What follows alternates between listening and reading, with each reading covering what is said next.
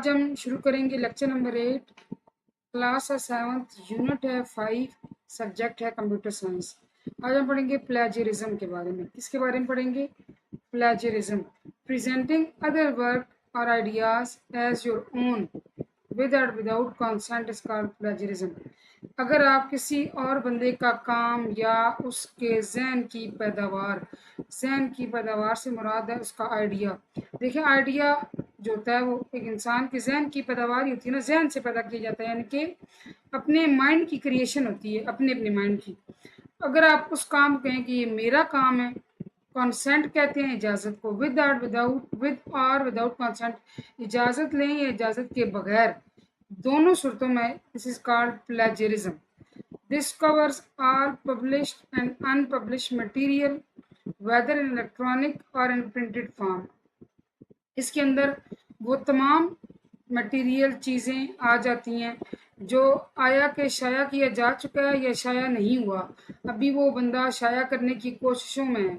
ठीक है, यानी कि कोई पेंटिंग उसने बनाई है, रखनी है बेचने के लिए, उसको किसी म्यूज़ियम में लगानी है, ठीक है, या कोई शायरी लिखी है, किताब उसने छपवानी है, या कोई नात कंपोज की है और उसने उसको मार्केट में लाना है, या कोई गाना बनाया मार्केट में लेकर आना है, जो कुछ भी है, जो कुछ भी। ठीक है, अब वो किस में हो सकता है? इलेक्ट्रॉनिक या प्रिंटेड फॉर्म में। प्रिंटेड फॉर्म से क्या मुराद? इलेक्ट्रॉनिक ये हुआ ना कि जैसे उसने फॉर एग्जांपल कोई सॉफ्टवेयर बनाया है, और प्रिंटेड फॉर्म कहते हैं कि जैसे उसने शायरी लिखी है। तो किसी भी सूरत में वो क्या कहलाएगा? Plagiarism. Plagiarism is academic dishonesty and a disciplinary offence. एक तो ये मतलब कि जो है असूलों की खिलाफ वर्जी है, डिसिप्लिन की खिलाफ है, और एक इंसान के लिए यानी कि उसको ज़ेब नहीं देता कि वो किसी का काम अपने नाम से पेश करे, ये बददियानती है। ठीक है जी। टाइप्स ऑफ प्लेजरिज्म, अब हम पढ़ेंगे प्लेजरिज्म की किस्में कितनी हैं। There are various types of plagiarism, हैं तो बहुत सारी किस्में, सम ऑफ देम आर, उनमें से कुछ दर्ज झैल हैं। ग्लोबल प्लेजरिज्म, ग्लोबल कहते हैं ओवरऑल से, ग्लोबल का लफ्ज़ी मतलब है दुनिया, पूरी दुनिया। ठीक है। प्लेजराइजिंग एंड एंटायर टेक्स्ट, यानी कि ऐसे तो ना कि बाज़ दफ़ा कोई डाटा लिखा होता है तो उसमें से आप कोई एक दो पैराग्राफ कॉपी कर लें, नहीं, अगर सारा का सारा जो लिखा हुआ है, किसी ने असाइनमेंट बनाई है, आपने पूरी वो देख के नकल करके अपनी लिख ली है, जो कि टीचर ने दी हुई थी कि अपने वर्ड्स में लिख के लाएं, और उस बच्चे ने, स्टूडेंट ने अपने लफ्ज़ों में लिखा हुआ था, अपने ख्यालात लिखे थे, आप उसको उठा के अपनी तरफ लिख लें और ज़ाहिर करें जी कि तो मैंने लिखा है, और सारा कॉपी करते हैं, सारा चोरी करते हैं, तो वो ग्लोबल प्लेजरिज्म है।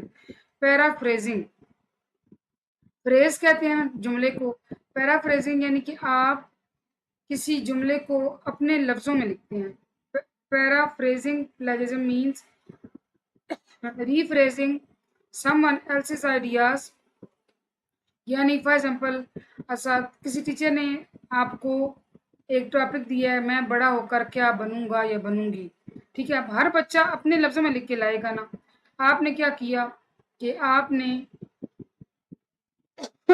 उस बच्चे काम चोरी किया, उसी को ऐसे लफ्ज़ों को बदला के लिखा, तब्दील करके कि वो लगे वो आपका काम है। रीफ्रेज कहते हैं जुमलों की तब्दीली करना, किसी और का आइडिया और फिर प्रेजेंट देम, ऐसे पेश करना as if they were your own original thoughts, कि ये तो भाई मैंने सोचा हुआ था, ये तो मैंने लिखा हुआ था।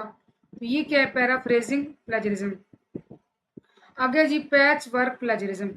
Patch work plagiarism means copying phrases and ideas from different sources and compiling them into a new text. आप इंटरनेट से या मुख्तलिफ लोगों के जो है वो डेटा को चोरी करें, ऐसे यानी मुख्तलिफ लोगों की थाट्स को, आइडियाज़ को, चाहे इंटरनेट से उठाएं, जहाँ से भी उठा के फिर उनको इकट्ठा मिलाएं और उनको एक नई शक्ल देकर कहें जी कि ये तो मैंने खुद लिखा है। ये है पैच वर्क प्लेजरिज्म।